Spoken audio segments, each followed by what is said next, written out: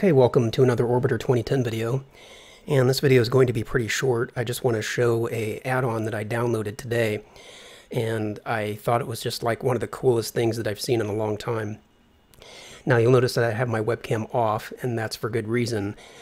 In order to show this add-on, I actually had to reposition my webcam so that it would be pointed at a different device.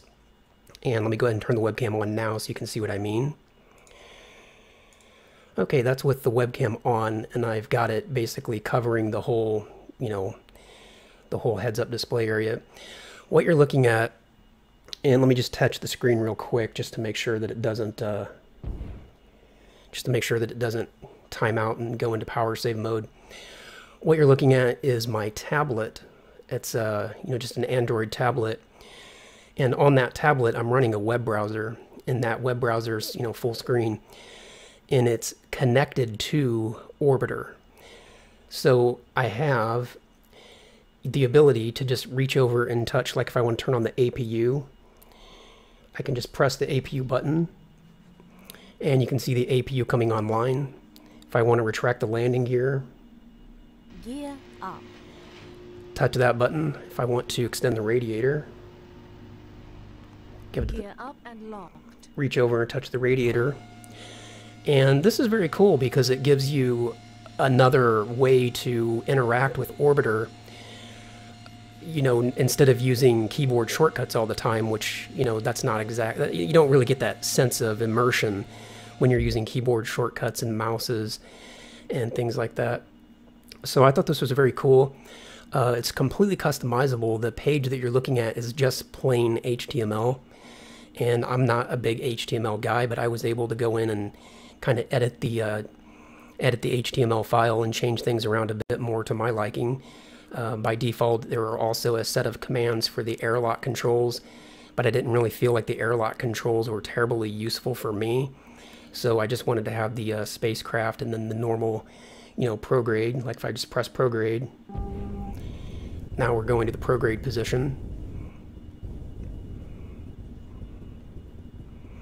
And of course you can turn lights off and on just with the, touch to the button down there.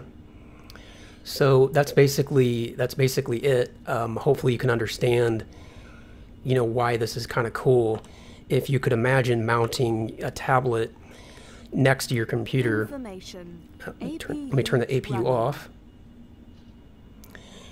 If you could imagine mounting a tablet next to your computer and kind of having it, semi-permanent. I mean, obviously you don't want to dedicate a whole tablet for something like this, but if you could just put it there next to your computer and have it mounted so that you could touch the screen and, have this interface available instead of, clicking the mouse to flip switches and such. I think it's cool. Maybe not everybody else does, but I was really impressed with this.